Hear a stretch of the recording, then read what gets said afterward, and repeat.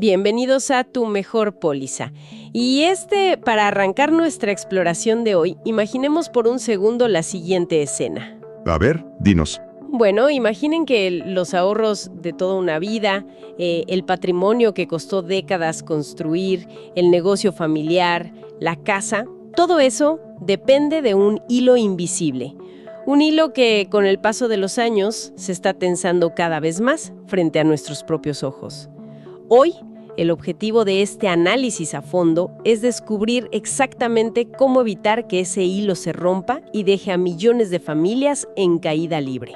Híjole, es una imagen fuerte, pero refleja con una precisión asombrosa lo que está ocurriendo en la realidad. Ese hilo invisible representa el seguro de gastos médicos mayores en México. Y la tensión que mencionas, pues es una presión financiera extrema que francamente está a punto de reventar el sistema. Sí, afectando sobre todo a los adultos mayores, ¿no? Totalmente. Es un tema de una urgencia técnica y social tan grande que, el debate ya escaló formalmente a la Cámara de Diputados. Exacto. Y para quienes nos escuchan, que seguramente buscan entender qué está pasando con esas pólizas que pagan con tanto esfuerzo cada año, nuestra misión de hoy es extraer la información vital sobre estas nuevas propuestas de reforma. Que son cruciales en este momento. Así es. Queremos diseccionar cómo se busca proteger la salud en la vejez sin llevar a la quiebra financiera ni a los usuarios ni a las instituciones. Y para lograr esto, nos estamos basando en reportes recientes del sector económico e informes muy detallados de la industria aseguradora. Y fíjate que son documentos verdaderamente críticos porque ofrecen una radiografía sin filtros de un ecosistema que, opera al límite de sus capacidades. No estamos hablando de un producto de lujo ni de un capricho financiero. ¡Claro! Es el principal mecanismo de contención que tienen millones de hogares mexicanos para no caer en la pobreza absoluta, cuando se enfrentan a un diagnóstico de cáncer, un accidente grave o una enfermedad crónica. Exactamente. Y si este mecanismo falla, las consecuencias trascienden del sector privado y se convierten de inmediato en una crisis de salud pública. Bueno, vamos a desempacar esto con los datos duros sobre la mesa. Para entender la magnitud real del problema, primero hay que dimensionar el tamaño del universo afectado. Los reportes indican que estamos hablando de más de 14 millones de mexicanos que hoy por hoy dependen de un seguro médico privado. 14 millones de personas que asumen tener un escudo protector sobre su patrimonio. Sí, y la utilización de este escudo es masiva. Las cifras muestran que se atienden casi 3 millones de siniestros al año en el país. 3 millones de eventos, donde una póliza fue literalmente la diferencia entre recibir atención médica o enfrentar la ruina. Y es precisamente en el volumen de esos siniestros donde los números se transforman en un foco rojo ineludible. Los documentos recientes que la Asociación Mexicana de Instituciones de Seguros, la AMIS, presentó a los legisladores federales con el cierre de cifras de 2024, plantean un escenario bien complejo. A ver, danos los números. El ramo de gastos médicos registró ingresos por 158,000 millones de pesos en primas. Esa es la bolsa total de dinero que entró al sistema por el pago de todos los asegurados. ¡Wow! 158,000 millones de pesos. Suena a un capital inmenso, un motor económico gigantesco por sí solo. Lo es, sin duda. Pero la viabilidad de cualquier sistema se mide en el balance entre lo que entra y lo que sale. En ese mismo periodo, el sector pagó 117,000 millones de pesos en siniestros. Si cruzamos ambas cifras, nos encontramos con que la siniestralidad alcanza un 74% a nivel industria. A ver, 74 de cada 100 pesos se van directo y casi de forma inmediata a pagar hospitales, honorarios médicos, tratamientos, cirugías, medicamentos. Si a ese porcentaje le sumamos la carga operativa normal de cualquier empresa grande, imagino que el margen de maniobra es prácticamente nulo. El margen es minúsculo, y ese es un punto central de los informes. Históricamente, en el imaginario colectivo existe la idea de que la retención de ese 26% restante representa la ganancia pura de las instituciones. Que se lo quedan todo, digamos. Exacto, pero la realidad técnica es muy distinta. De ahí se deben cubrir los costos de administración, la infraestructura tecnológica, los impuestos, las comisiones de los agentes y los gastos de operación. Lo fascinante aquí es una realidad financiera que subrayan los reportes. La utilidad real de las aseguradoras en este ramo específico no proviene de márgenes extraordinarios por la venta de las pólizas, sino de los rendimientos que generan sus reservas financieras. Es decir, el negocio se sostiene por lo que genera el dinero invertido en los mercados de valores o en instrumentos de deuda, no por la operación técnica del seguro en sí misma. Eso plantea una vulnerabilidad tremenda. Totalmente. Si hay fluctuaciones macroeconómicas o las tasas de interés bajan significativamente, la rentabilidad del sistema entero podría verse comprometida. Ese es exactamente el riesgo sistémico que señalan los actuarios. El modelo actual camina sobre una línea sumamente delgada.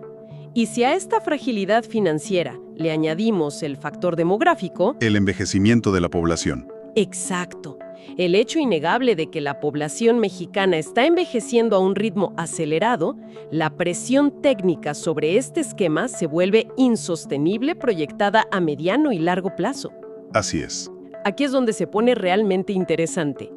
Para visualizar esta brecha estructural de la que hablan los documentos, creo que vale la pena detenernos en un concepto que aparece constantemente como el gran responsable de esta crisis: la inflación médica. El villano silencioso de esta historia. Es un término que los analistas repiten sin cesar, pero que el usuario final solo percibe cuando llega el recibo de renovación y ve un incremento que supera por mucho cualquier aumento salarial. Es un fenómeno complejo. Los informes proponen una forma muy clara de visualizar esta dinámica, y me gustaría proponerle este ejercicio mental a nuestra audiencia. Imaginemos la economía del país como una autopista de múltiples carriles. De acuerdo. Por el carril central avanza la inflación general, el aumento sostenido pero moderado en el precio de la canasta básica, la ropa, los servicios. Esa inflación avanza a una marcha constante, digamos, del 4% anual, como un vehículo de carga pesado y predecible. Ajá, el carrito del súper. Exacto, pero la inflación médica no va en ese carril. La inflación médica va por el carril de rebase, en un auto de carreras a un ritmo del 14 al 16% anual.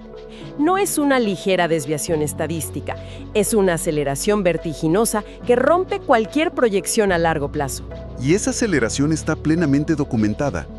Las cifras que mencionas están respaldadas por firmas globales especializadas en riesgos y consultoría, como WTW y AON, que proveen los datos duros citados en estos reportes. ¿Y por qué esa diferencia tan brutal entre el 4 y el 16%? Bueno, explican que no es arbitraria. Responde a factores muy concretos. Hablamos de la importación de insumos médicos que dependen del tipo de cambio, el desarrollo de medicamentos biológicos de nueva generación que tienen costos de investigación altísimos, y la rápida adopción de tecnología de punta como la cirugía robótica en los hospitales privados. Claro, si el costo de curar una enfermedad crece a esa velocidad geométrica cada año, matemáticamente el costo de la prima del seguro tiene que subir a un ritmo similar para que el fondo no quiebre. Es una espiral inflacionaria. Y ese es el corazón del argumento que la directora de la AMIS, Norma Alicia Rosas, ha expuesto en estos foros legislativos recientes. Ella establece una postura muy clara en nombre del sector, y es que esta brecha estructural encarece irremediablemente las primas. No se trata de una decisión unilateral para aumentar precios, sino que el insumo fundamental se encarece. Exacto. El insumo que están financiando, que es la atención médica de especialidad, incrementa su valor año con año a un ritmo que ninguna economía doméstica puede soportar. Si no se atiende el origen de esta distorsión, el sistema colapsará por su propio peso. Resulta fundamental destacar algo que los reportes mencionan de forma explícita, y es que la postura oficial de la industria no busca iniciar una confrontación con los hospitales privados ni con la comunidad médica. La narrativa no es buscar culpables. Los informes son muy cuidadosos en ese aspecto. Señalan que la fragmentación o la guerra entre los actores del ecosistema de salud solo perjudicaría al paciente. Definitivamente. La solución pasa obligatoriamente por fortalecer la coordinación clínica, exigir transparencia en la facturación y buscar una eficiencia real en los tratamientos. Aseguradoras, hospitales y médicos están obligados a remar en la misma dirección. Entonces, ¿qué significa todo esto? Teniendo este diagnóstico tan claro, 14 millones de personas dependiendo de un sistema con siniestralidad al límite y costos médicos que crecen a cuádruple velocidad, la atención debe centrarse en las soluciones. Así es. Y los documentos detallan una propuesta legislativa estructurada en 4 puntos centrales. El objetivo primordial de esta receta, según se lee, es salvar la situación protegiendo a los adultos mayores, pero sin romper el principio de mutualidad que sostiene a todo el sistema asegurador. Y ese concepto de mutualidad requiere una explicación puntual porque es la base de todo. Un seguro privado funciona bajo un principio solidario y estadístico. Las aportaciones de la gran mayoría de asegurados que se mantienen sanos sirven para financiar los tratamientos de la minoría que sufre enfermedades catastróficas. Es un fondo común gigantesco. ¿Correcto? Si las primas suben tanto que los asegurados jóvenes y sanos deciden cancelar sus pólizas, el fondo común se queda sin recursos y quiebra, dejando en el desamparo a los que ya están enfermos. Por eso las propuestas de reforma deben mantener un equilibrio técnico milimétrico. Propuesta que aborda un reclamo histórico de los usuarios, que es la transparencia real. La iniciativa busca hacer obligatoria la participación de todas las instituciones en el comparador de coberturas de la Conducef. La falta de estandarización ha sido un problema crónico. Históricamente, comparar 2 pólizas de gastos médicos de distintas compañías ha sido como intentar comparar peras con manzanas. Las exclusiones, los deducibles y las condiciones varían tanto que el usuario promedio termina tomando decisiones únicamente en el precio, sin entender el nivel de riesgo que está asumiendo. Y los reportes indican que esta exigencia de transparencia también se extiende hacia la labor de comercialización. Sí, se plantea la obligación de que la información sobre el alcance real y sobre todo las limitaciones de las pólizas sea absoluta y verificable antes de la firma del contrato. La intención es erradicar el problema de la famosa letra chiquita, esa situación devastadora donde el paciente descubre que su tratamiento no está cubierto mientras se encuentra en la sala de urgencias. Garantizar ese nivel de claridad desde el inicio reduce la fricción en el momento del siniestro, que es el de mayor vulnerabilidad. Pero la transparencia por sí sola no resuelve el problema del costo. Ahí entra el segundo punto de la iniciativa legislativa. La creación del producto específico para adultos mayores. Este segundo punto me parece que tocará fibras muy sensibles. Los documentos hablan de establecer coberturas sumamente definidas, reconociendo la antigüedad del usuario, pero introduciendo el concepto de redes de hospitales preferentes. Sí, es fácil prever una reacción de resistencia ahí. Usuarios que tras pagar durante 20 o 30 años pólizas de acceso abierto a cualquier hospital de lujo, de pronto se vean restringidos a una red específica al llegar a la tercera edad. Es un análisis válido y representa uno de los mayores retos de comunicación para la industria. Sin duda, la transición de un modelo de acceso irrestricto a uno de red preferente genera fricción emocional. Cambiar de médico tratante o de hospital de confianza a los 70 años no es sencillo. Sin embargo, desde una perspectiva puramente técnica y financiera, es la única manera de garantizar la viabilidad. Porque logran negociar tabuladores fijos. Exactamente. Al crear un producto con una red preferente y cerrada, las aseguradoras contienen el gasto clínico. Eso es lo que permite que la prima del adulto mayor no se dispare a niveles prohibitivos, evitando que sea expulsado del sistema justo cuando la probabilidad de enfermarse es mayor. Es un intercambio necesario. Ceder un poco en la libertad absoluta de elección a cambio de garantizar la permanencia y la protección financiera. Así es. Eso resuelve en cierta medida la contención de costos en el corto plazo para quienes ya están en esa etapa. Pero el tercer punto de la propuesta me parece que intenta resolver el problema a nivel generacional.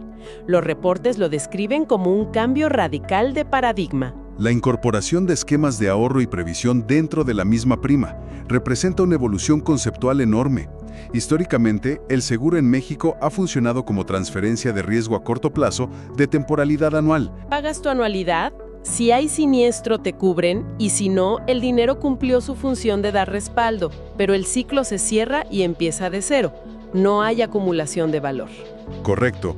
Es una propuesta que transforma ese modelo. Pero me surge una duda inmediata y creo que a muchos en nuestra audiencia les pasará por la cabeza. Si actualmente la pura prima de riesgo ya es altísima debido a la inflación médica, agregarle un componente adicional de ahorro, ¿no corre el riesgo de hacer que el seguro sea completamente inaccesible para los jóvenes hoy en día? Es la pregunta fundamental que los legisladores están debatiendo. El diseño requerirá una ingeniería de producto muy sofisticada. La propuesta sugiere que una fracción de la prima o una aportación adicional voluntaria pero integrada se destina a un fondo de inversión individualizado de largo plazo. para aprovechar el interés compuesto. Exacto, la magia del interés compuesto y del tiempo. Si una persona comienza este esquema a los 30 años, tiene 3 décadas de acumulación. La idea central es que este fondo permanezca bloqueado durante la etapa productiva y se active automáticamente al llegar a los 60 o 65 años. El objetivo es que ese fondo acumulado funcione como un subsidio interno. A esa edad convergen 2 factores críticos, ¿no? La estadística médica indica que comienzan las enfermedades crónicas, lo que dispara el costo de la prima de riesgo. Y, simultáneamente, la capacidad de generación de ingresos del individuo suele disminuir. Claro, al acercarse a la jubilación, ese ahorro integrado serviría como un amortiguador financiero para pagar o subsidiar el costo de la póliza durante la vejez, sin depender exclusivamente del ingreso corriente. Si conectemos esto con el panorama general, es transitar de una mentalidad de reacción ante el siniestro a una filosofía de prevención financiera estructural. En lugar de enfrentar el choque de precios de golpe a los 65 años, el usuario construye su propio salvavidas a lo largo de su vida laboral. Tal cual lo dices. Y para que ese salvavidas no se desinfle antes de tiempo, llegamos al cuarto y último punto de la iniciativa, que ataca de frente a la inflación médica. Los documentos son enfáticos en que esto no se logrará mediante controles de precios gubernamentales. Que ya sabemos que suelen generar escasez y mercado negro. Así es.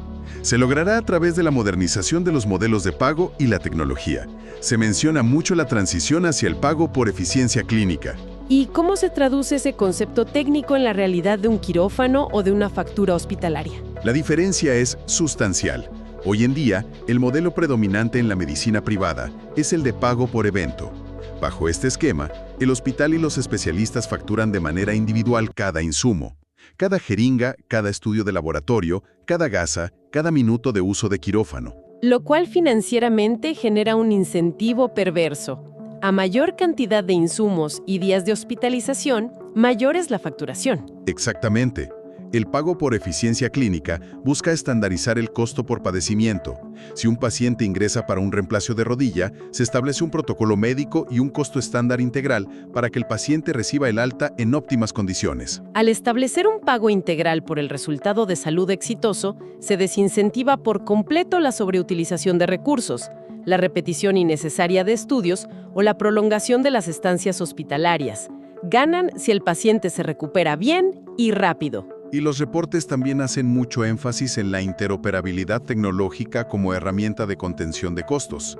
El objetivo es que los historiales clínicos, las resonancias y los resultados de laboratorio sean portables y accesibles de forma segura. Claro, si el paciente necesita cambiar de hospital o ir a un segundo especialista, no debería verse obligado a repetir estudios carísimos solo porque los sistemas informáticos no se comunican entre sí. Exacto. Todo este paquete viene acompañado de protocolos mucho más estrictos para detectar y prevenir prácticas indebidas o facturación fraudulenta en la cadena de atención. Al observar estos 4 ejes en conjunto, queda claro que no se trata de simples ajustes administrativos presentados al Poder Legislativo. Se trata de un rediseño profundo del ecosistema. Es el reconocimiento abierto de que el andamiaje actual tiene una fecha de caducidad inminente si no evoluciona. Haciendo una síntesis de nuestra exploración de hoy, la evidencia documental demuestra que el seguro de gastos médicos mayores en México se encuentra en un punto crítico.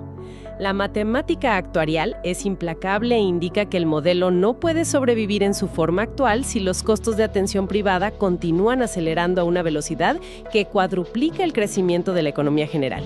Es insostenible. Las 4 propuestas centrales que hoy pusimos bajo el microscopio, que son la transparencia estandarizada, los productos de red preferente para la tercera edad, la integración de fondos de previsión a largo plazo y la adopción de esquemas de eficiencia clínica, representan un esfuerzo contrarreloj por construir una pista de aterrizaje seguro frente al reto del envejecimiento poblacional.